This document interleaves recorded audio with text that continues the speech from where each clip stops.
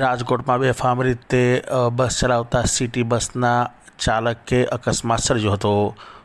રાજ્યમાં અનેકો અકસ્માતોના બનાવો બનતા હોય છે, ત્યારે વડોદરા શહેરમાં પણ અનેકો અકસ્માત સર્જાય છે। ત્યારે હવે આવો જ એક અકસ્માત રાજકોટમાં બનવા પામ્યો હતો, જેમાં સિટી બસના જે ચાલક છે તેઓ દ્વારા બેફામ રીતે બસ હંકારી અકસ્માત સર્જવામાં આવ્યો હતો। ડીસીપીના જણાવ્યા અનુસાર આશરે 3 જેટલા લોકો જે છે તેઓના મોત નીપજ્યા છે। આ मामले डीसीपीए प्रतिक्रिया आपता શું જણાવ્યું તે સાંભળો।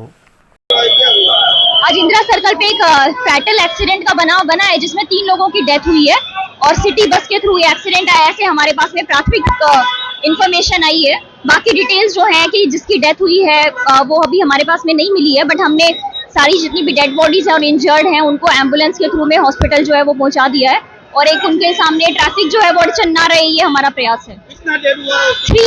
3 डेथ का हमारे पास में रिपोर्ट है और 3 इंजरी हुई है, ऐसा हमारे पास में अभी तक आया है रिपोर्ट।